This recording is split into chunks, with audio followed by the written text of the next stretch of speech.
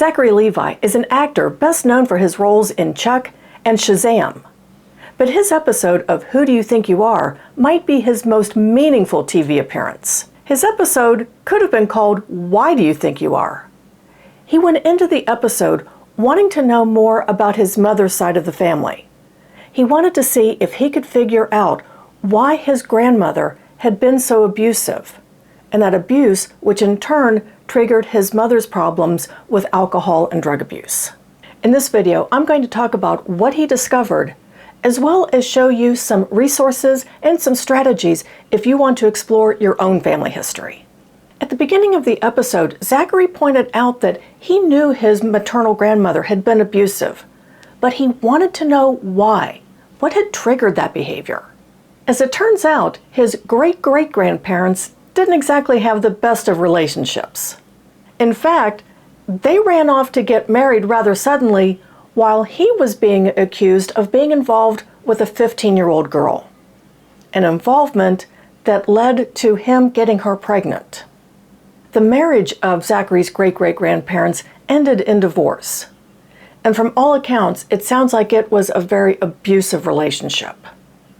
When reading some of the descriptions of incidents that happened during their marriage, Zachary said it sounded just like something his grandmother would have done, and he mused if maybe that was actually a learned behavior. As a side note, that great-great-grandfather actually ended up dying of alcohol-related issues. The problems didn't end there. Going back one more generation on this line, Zachary's third great-grandfather, Henry Shank, was a Civil War veteran who, in later years, lived at the National Veterans Home in Leavenworth, Kansas. Now, while he was living at that veterans home, his wife, Elizabeth, actually applied to the Pension Bureau to have half of Henry's pension sent directly to her. Now, this was an unusual move. Usually, veterans in these national homes would send home at least part of their pay to wives or other family members. But Elizabeth petitioned the Pension Bureau directly to get half of his pension sent to her.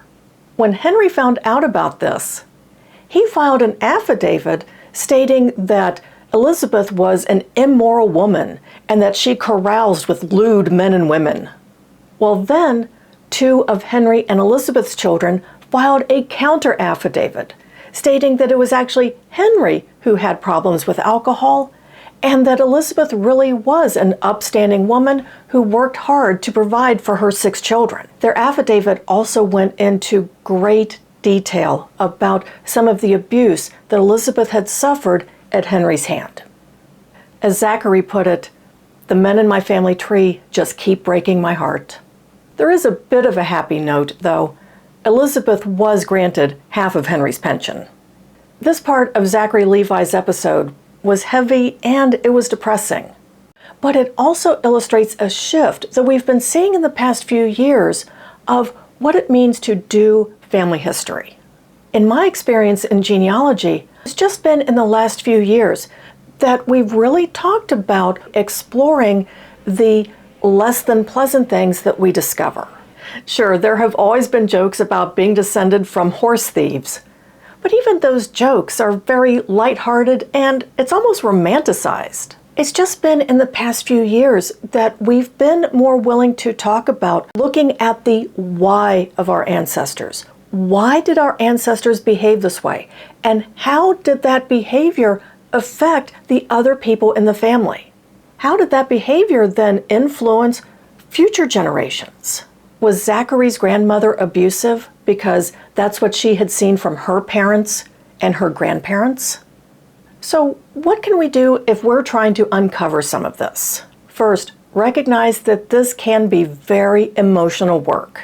If you're trying to find out more things like this about your ancestors, a good place to start is with newspapers.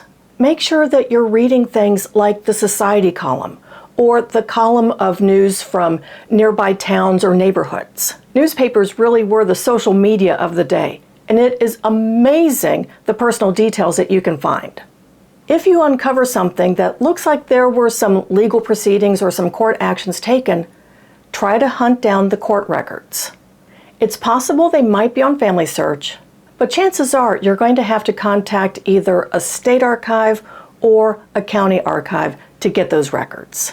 You might be surprised, but prison records are surprisingly open, at least in the US. If you're looking for records from the early 1900s or older, first you need to figure out what type of facility it was. If it was a federal prison, those records could be at the National Archives. If it was a state prison, contact the State Archive or the State Historical Society. If it was a city or county jail, those records are probably still held either in that city or county. I always recommend contacting the local genealogy society or historical society because chances are they know where those records are. What aren't open are a lot of the institutional records, like state mental hospitals. In Illinois, for example, you actually have to have a court order to access the records of a patient even if that patient died more than a century ago. No matter what kind of record you're looking at, make sure that you're understanding all of the terms that you're seeing. That includes slang phrases and idioms. Zachary Levi and his sister didn't grasp the seriousness of the situation with their great-great-grandfather because they didn't understand that the phrase delicate condition meant that the girl was pregnant. It's cases like this where Google can really be your friend. Exploring your family history is so much more rewarding than just plugging names into a website. In this video here, I have some suggestions on how you can improve your genealogy. Go make some great discoveries in your family tree.